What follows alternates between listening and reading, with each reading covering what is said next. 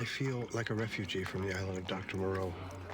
Some twisted character from a Celine novel. The hot sauce helps.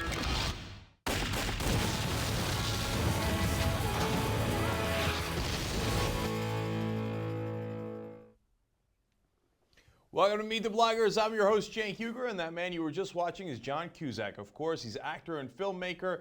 He's starred in such box office hits and favorites of audiences such as Say Anything, Grosse Point Blank, High Fidelity, Con Air, one of my favorites, Being John Malkovich. Maybe one day they'll do a Being John Cusack.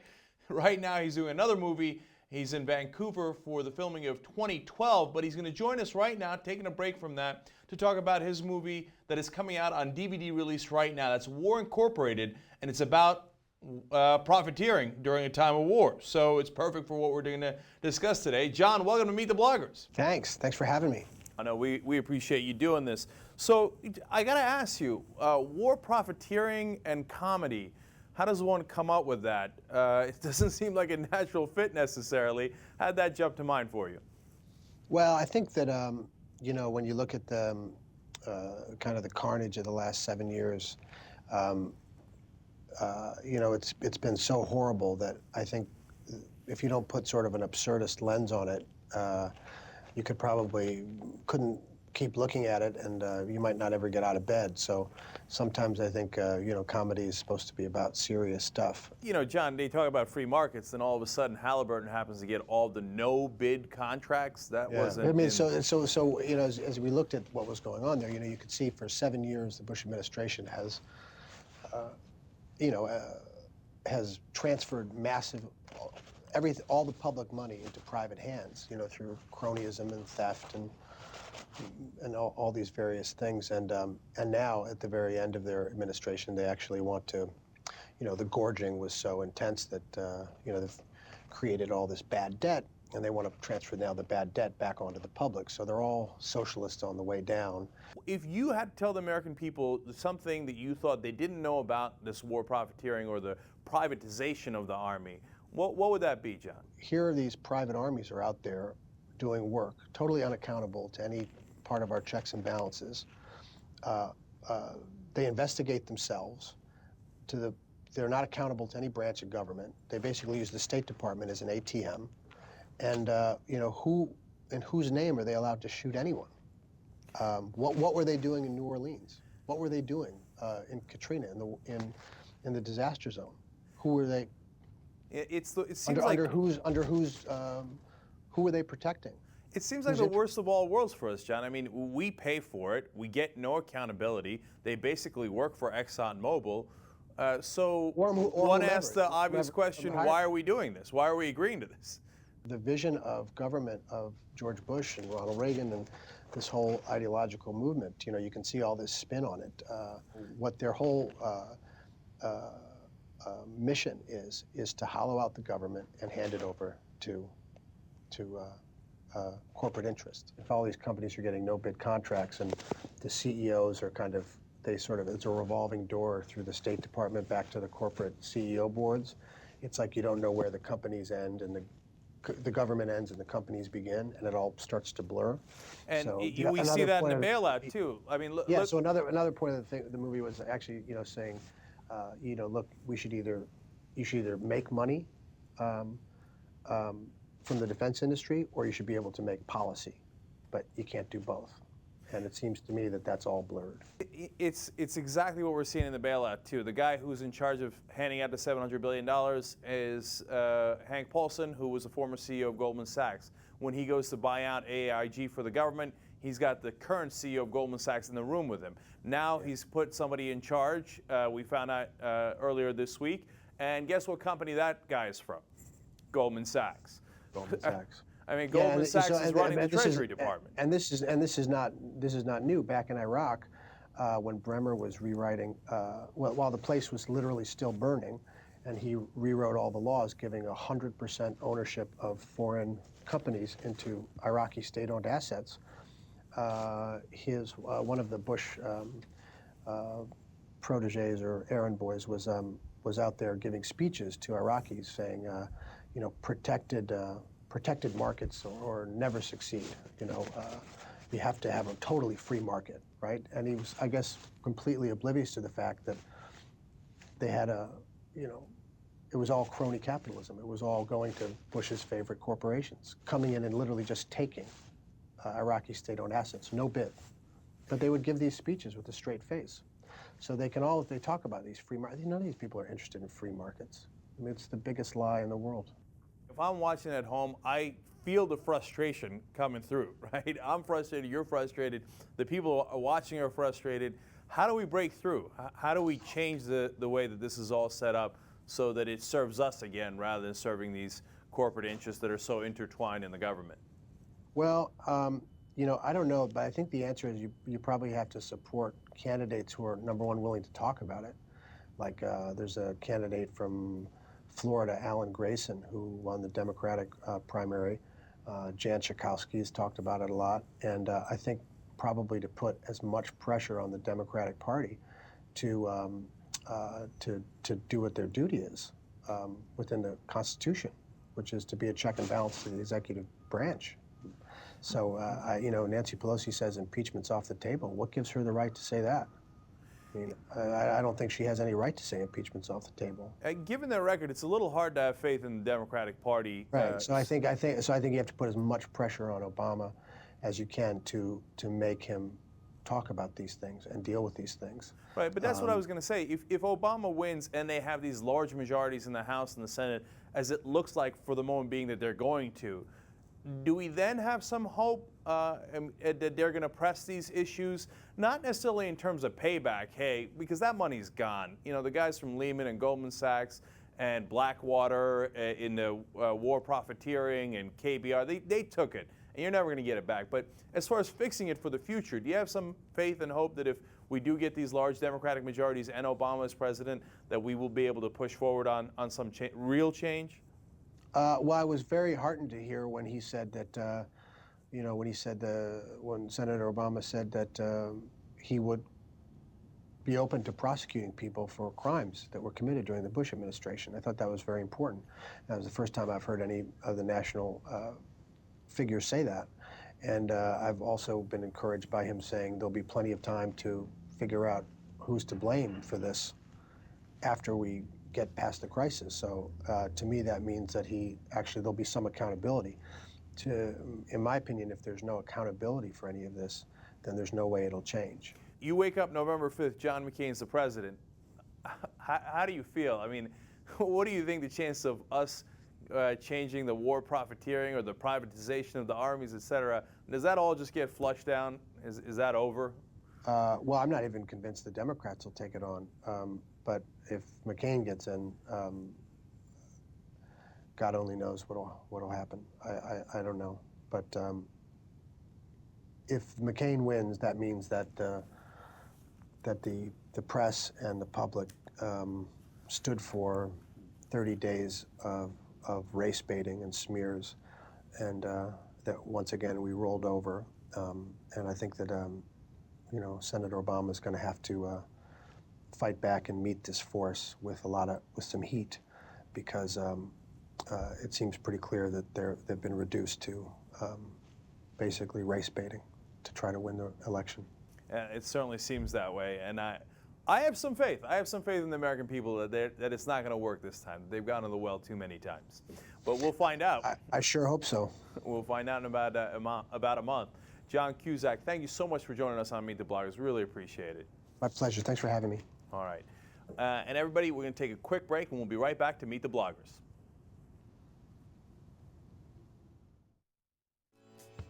This brave nation was founded by those who went against the grain, by people who saw the need for change and stood up. Join us for a series of conversations with people making a difference. Tell us about the young people who are making tomorrow's changes.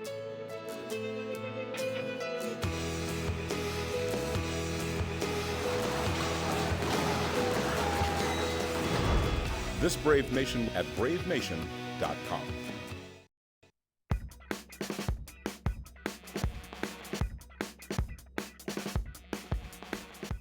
Welcome back, everybody. Now it's time to meet the bloggers. I feel like a game show host. Time to meet the bloggers. All right, behind door number one, Liliana Segura. She blogs for AlterNet.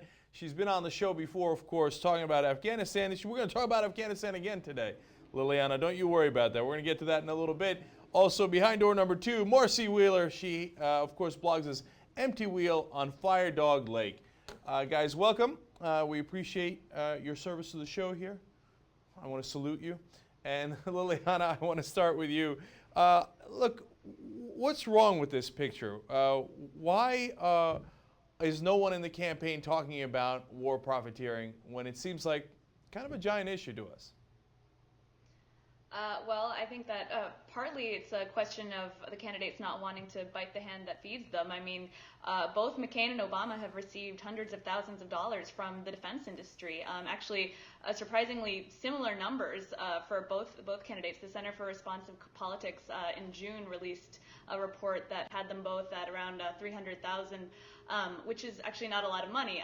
I think the more fundamental question, though, is that both candidates are pretty committed to a military policy going forward that's going to bring, additional need for defense contractors for reconstructive, for the kind of work that ultimately leads to the kind of war profiteering that John Cusack's film addresses and that we've seen since the invasion of Iraq.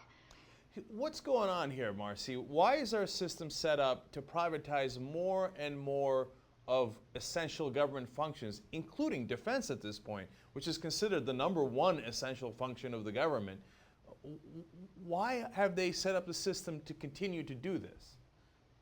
I think there's a number of reasons, Cenk. One is obviously the Republicans have been in charge for so long, and they just want to get everything out of government, even if it costs more and is less effective to do it. I think it's also kind of Keynes on crack cocaine. This is what's driving the growth of our economy right now. The only plus factor we have, the only growth area in our economy is all of this military stuff. Afghanistan, Iraq is really pushing at least one sector of the economy that is still doing well. And so, without that, we'd be really sunk. We'd have no manufacturing in this country that's really expanding. And then, I think finally, these contractors are paying a lot of politicians, and so there's a plus side for the politicians. They don't want to go after it too hard, because if so, they're going to get knocked off the gravy train and they're not going to get reelected. See, Liliana, is that it? You were talking about that as well. Is this basically a merry-go-round where they say, well, we'll give you the private contracts, and then the private contractors turn around and give the money to the politicians, and so the politicians don't want that gravy train to end, so they give it back to the contracts to the private contractors in times of war and other situations as well. Is that how it works? I think absolutely that's how it works, and one of the only disincentives for continuing that is, being confronted by an American public that is outraged and horrified and liable not to reelect politicians when the degree of waste and fraud becomes clear. Now, what's been a problem is that we've gotten so used to these sort of sporadic reports of billions of dollars in lost reconstruction money, or KBR's famous embroidered towels, that they were charging incredible amounts of money for. These stories come out, and there's sort of these moments of outrage, but there's not a sustained pushback against this, and it's very difficult to know how to do that in an organized way. So, well, that's a fundamental question, Marcy. Let me throw that at you, because of course Liliana's right. I remember in 2005 they come out and say, oh, by the way, we misplaced $8.8 billion. It's just gone, lost. And Bremer says, well, it's hard to do accounting in the middle of a war. We can't have Western-style accounting in Iraq. Well, actually, you were in charge of it, Bremer, so that doesn't make much sense. But anyway, and then the anger or that issue kind of dissipates a little bit, and then the contractors go back to getting their money, the politicians go back to getting their money. So how do we break this cycle? I think there are two questions. One is, first of all, how do we raise these issues among the press? How do we make it into an issue that everyone, I was looking at the hearings that Henry Waxman is doing this week with the executives of AIG and of Leyner, and people are pissed. People are watching that, and not just you and me, but even the congressmen are going, you did what kind of retreat with our money? And for some reason, that's not happening on the military side. And I think one time when it did was with Blackwater, because you had this person, you had Eric Prince, who's rich and, you know, very tied into Republican circles. And, you know, you've got to kind of personalize these people who are getting rich off of it. And when $9 billion just disappears in Iraq, we don't know who to, you know, go after with our pitchforks. But the other, I mean, that's looking backwards. And that's why I think we're not able to do something about all the money that's already been wasted and lost. But looking forward, I think that we need to achieve some kind of structural change. I mean, going back to what I just said, that we need to culturally say, you know what, it's better when the military performs these military functions. It's better when Homeland Security performs Homeland Security functions. It's better, I mean, whether you like intelligence or not, it's better when our intelligence professionals perform those duties and not people who are getting paid 5 times as much and slinking money off to someplace out of the country. And so I think it's a cultural issue. That'll change a little bit if we do well in the upcoming elections. And there are individuals coming in, hopefully like Alan Grayson in Florida, who will really push that. But it really also, I think, needs to come out of this economic crisis. The Republican ideology has been proven to be dead and empty and wrong. We really need to step into that and say, you know what, government serves a function. We need it to serve that function, and we need to not be embarrassed that there are things that government does better than private contractors. Marcy, I agree and disagree. Let me quickly, my disagreement is I want to look back, and it's not for, oh, I want to go get, you know, settle old political scores. It's because if we don't look back at what we did wrong, we can't fix it going forward. It's like that's the Republican mantra. Don't look back, don't look back. It's like we're leaving Sodom and Gomorrah, and if you look back, you're going to turn into ashes or something. Well, we got to look back to see $9 billion. Where did that money go? I want to know where it went, so we don't repeat the same mistake. But you're right in looking forward. So let's look forward a little bit. Liliana, let me go to you about what happens if John McCain wins. You know, we had this mess in Iraq. Now the Afghanistan war is growing bigger and bigger. Are they just going to do the same exact thing they did to us in Iraq, in Afghanistan, these war profiteers and the private contractors? Well, I mean, considering the fact that he's talking about repeating that, you know, magic formula of the surge in Afghanistan, saying it worked in Iraq, it's what's led us to victory in Iraq, although the last time I checked, we haven't achieved victory in Iraq. Absolutely. I mean, if you're talking about escalating a war in Afghanistan, then you're talking about bringing in more of these reconstruction forces and seeing the same kind of fraud and abuse that's already taken place in Iraq. I mean, last Friday, an American contractor was indicted for fraud and abuse, and I don't know what other counts, that's doing reconstruction work in Afghanistan. So I think that, I mean, it's a direct correlation, and absolutely, if John McCain wins, this is a formula we're going to see repeated. And unfortunately, the same is true of Barack Obama in the sense that, I mean, he's the one, and he often credits himself with being out front on saying we need more troops in Afghanistan.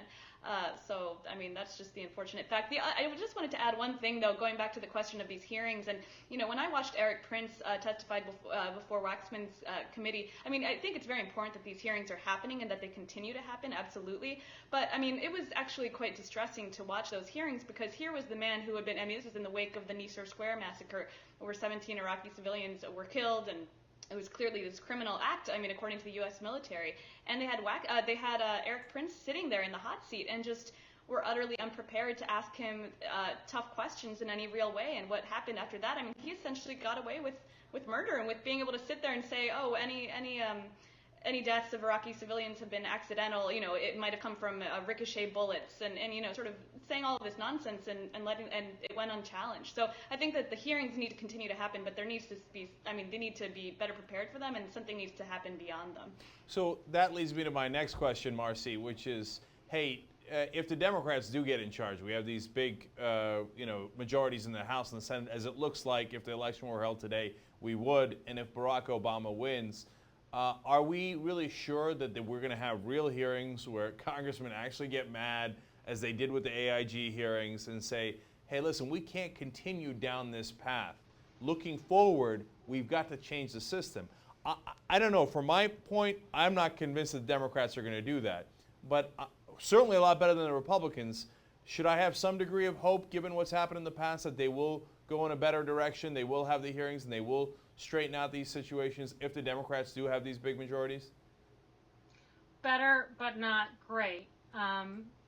You're still going to have most of the same people leading the same committees, with the hopeful exception that Joe Lieberman will be bounced out on his butt, and we'll have somebody leading Homeland Security that will actually hold hearings on the same kind of stuff happening on Homeland Security contracts. But the other thing we'll get an AG who's not guaranteed that he won't get the administration and their close friends in trouble. I mean, you to some degree, there's only so far you can go with hearings, and you have to start prosecuting these people. This DOJ, whether it's been run by Gonzalez or by Mukasey, really hasn't been pushing that. And the other thing that's going to happen, at least in Iraq, is the Iraqis aren't going to let us go scot-free legally anymore. And even within the United States, the House side did pass a law that was going to make it harder for contractors to escape all legal scrutiny at all. It didn't pass the Senate. When we get a couple more people in the Senate, I think you're going to be able to see more of that kind of legislation passed. So we'll have a little bit better legislation. We'll have way better DOJ. We'll have a better president. And that'll mean it's an improvement. It's not perfect, though, and it's not good enough. Yeah, Marcy makes great points there. The difference between an attorney general who thinks his job is to cover the president's ass, especially when the president has done all these wrong things, and an attorney general who's independent and actually looking to do work for the American people and to seek justice would be a tremendous change, as would getting rid of Lieberman in the Oversight Committee in the Senate. So I'm very curious to see how these next 2 years go. Guys, stay right there, because we're going to take a short break now, and when we come back, we're going to discuss the issues of the day and what's happening on the campaign as well when we return on Meet the Bloggers.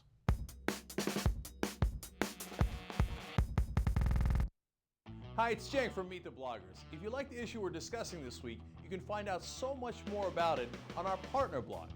HuffingtonPost.com, AlterNet.org, ThinkProgress.org, JackandJillPolitics.com, OfAmerica.wordpress.com, and TheYoungTurks.com. We blog about the issue before and after the show, so you can check it out all week long. Hi, I'm Kate Shepard, and you saw me on Meet the Bloggers. I'm the political reporter for grist.org. I write their Muckraker column. I wish that people were as hyped up about energy policy as they are about the new Facebook. And if you want to know more about these issues, check out grist.org.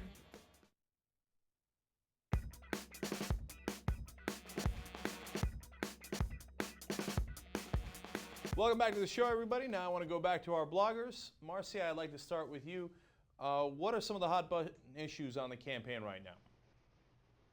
I think there are two issues. First of all, I think the John McCain campaign has officially jumped the shark. They released a web ad today connecting Bill Ayers to Barack Obama. That's not something they've kind of done in print so far. I mean, beyond Governor Palin going out and repeating it at these big kind of overheated rallies. But in spite of his own ties to the Contras, in spite of Governor Palin's ties to a separatist party in Alaska, they're trying to stake their race on, calling out the racists, trying to fearmonger, and it's really pitiful that this is how John McCain's going to end up. But I guess that's where he wants to go. I would like to play a little game with the audience. 6 degrees to Bill Ayers. I think I can get to Bill Ayers in 4 degrees, maybe even less, maybe 3. I can go through Obama. I know Josh Orton, who worked on Obama's campaign, who obviously was on a board with Bill Ayers, so that's actually only 3. I think I could do it through McCain as well. I knew the dean of the Annenberg School at Penn, who knew Annenberg, who gave $50 million to Bill Ayers' board. Oh, is that 2 degrees? I don't know. I think I'm doing all right. But I'm sorry, I denounce and reject myself for any connection to Bill Ayers. The whole thing is absurd. Now, we're going to focus on the issues. Liliana, let's go back to what's happening with the Department of Justice that Marcy was talking about during the last segment. Here we have the courts saying, hey, you got to let these 17 Uyghurs go. And I'm always in favor of letting the Uyghurs go from Guantanamo Bay. And DOJ says, no, of course not. Tell us what happened there. Yeah, basically, this was a historic and unprecedented move in which, I believe it was 2 days ago now, a U.S. federal court ruled that these 17 innocent prisoners who have been at Guantanamo Bay for now almost 7 years who are Uyghurs. They're members of this ethnic minority and who would face prosecution or persecution rather, and possibly even death, were they to be returned to China. So the order from the court is that they have to be allowed into the United States, and so that's unprecedented and hugely significant. And so what happened was that this order came down. There are already communities in the United States that are getting ready to take in and help support these innocent men. And as of, I believe it was God, I'm getting the timeline all wrong, but what happened is that the DOJ Mukasey basically turned around and released a statement saying, on national security grounds, due to our concerns that they're still enemy combatants, we're not going to allow this to happen. They've successfully managed to block this court's order that these men be released into the United States. Marcy, real quick, is the first dude in some degree of trouble with this Troopergate investigation of Sarah Palin? Boy, he sure should be. Just last night, so Wednesday night, they released his affidavit, which he gave to the good investigator, the one who's actually paid by the state. And he basically said, yeah, I tried to get this guy fired, but I'm not too involved in Sarah Palin's administration, I promise. I think there's going to be a lot, this report, Branchflower is giving out his report basically as this goes to air, as this program goes to air. And I think there's going to be even more problematic issues than just the fact that Todd Palin's kind of this spook who keeps trying to get his old former brother-in-law fired. But, this is happening really as we speak. All right, thanks, guys. Come back next week, Friday, of course, at 1 p.m. Eastern, 10 a.m. Pacific. And until then, go out there and do something. This is the first war ever to be 100% outsourced to private enterprise. Tamerlane soldiers, Tamerlane tanks. What's my cover? Trade show producer.